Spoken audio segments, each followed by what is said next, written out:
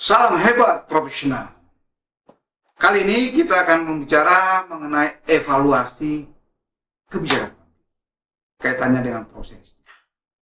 Nah, pada evaluasi kebijakan publik ini, proses evaluasinya kita sudah sampai kepada tahapan akhir dalam pengambilan suatu kebijakan. Karena proses ini merupakan tahapan akhir dalam pengambilan suatu kebijakan. Olehnya itu, kita harapkan pada semua kelompok kepentingan, baik itu di birokrat, media massa, pemikir, dan sebagainya, di legislatif, mulai presiden, gubernur, para menteri, wali kota, bupati, berusaha untuk mempelajari apakah ada suatu kebijakan yang sampai di sasaran, sampai di tujuannya, atau ada juga suatu kebijakan yang tidak sampai di sasaran atau tidak sampai di tujuan dari suatu kebijakan. Ini yang penting.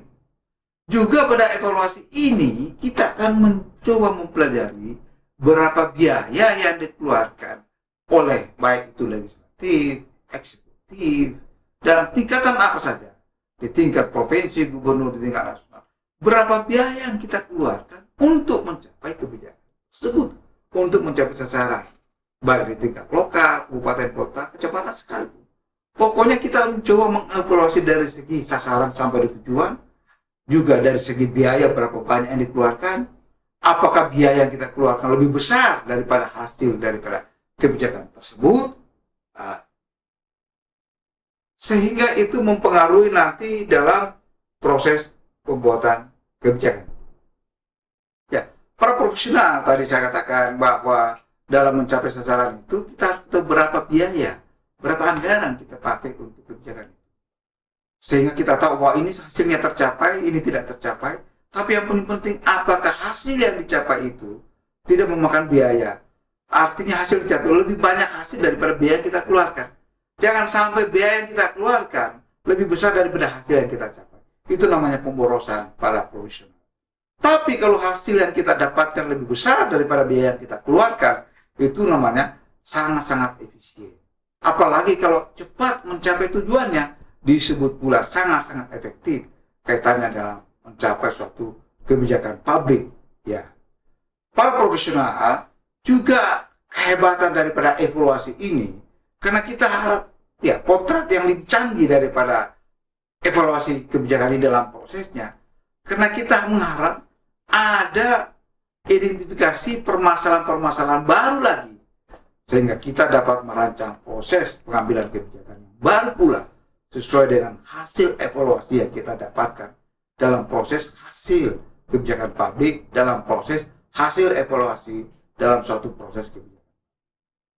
Sehingga itu ada kehebatan evaluasi itu disitulah, karena kita akan melahirkan suatu new identification lagi, kaitannya dengan memulai suatu proses baru lagi, kaitannya dengan proses, kaitannya dalam hal mencapai tujuan kebijakan. Oleh itu, Bapak para profesional, jangan dianggap enteng ini evaluasi, karena at the end kita harus mengevaluasi. Setiap saat kita harus at the end, pada akhirnya sampai kita proses akhir itu mengevaluasi kebijakan. Sehingga kita harapkan semua kebijakan yang kita ambil itu adalah suatu kebijakan yang jitu. Artinya semua kebijakan sampai di sasaran-sasaran. Jangan sampai juga ada suatu kebijakan yang kita ambil, ternyata ada efek-efek yang kita tidak inginkan, ada yang efek kita inginkan. Itu penting. Karena kalau efek yang kita inginkan atau tujuan kita inginkan itu sesuai dengan tujuan. Tapi ada satu hal kebijakan yang kita ambil, ternyata tiba-tiba ada muncul efek yang tak terduga. Ini biasa dalam suatu evaluasi kebijakan. Kita lihat, katakanlah seperti pernah suatu kali pemerintah DKI memberlakukan suatu kebijakan namanya 3-in-1. Artinya dalam suatu mobil ada harus 3 penumpang di atas. Tapi apa yang terjadi dalam kebijakan ini, tiba-tiba muncul suatu hal yang tak terduga. Itu ada namanya joki. Nah, ini joki akan muncul dengan sendirinya dengan adanya kebijakan 3-in-1 tanpa disangka-sangka. Para pembuat kebijakan tidak pernah memikirkan kok muncul namanya joki. Joki ini dimanfaatkan lagi oknum-oknum yang tidak bertanggung jawab. Sehingga untuk melewati 3-in-1 itu dia mengambil orang lain dimasukkan ke mobilnya, setelah lewat proses melewati batas 3-in-1 itu diturunin lagi. Inilah satu efek-efek yang tidak pernah diperhitungkan. Artinya efek yang tidak diinginkan dari suatu kebijakan publik.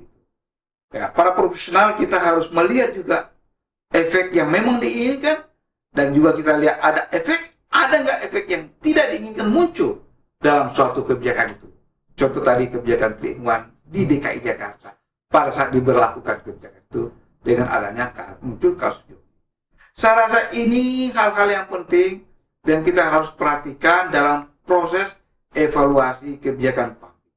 Saya rasa ini penting dan kita sampailah pada tahap proses yang terakhir kaitannya dengan pembuatan suatu kebijakan publik. Salam hebat profesional.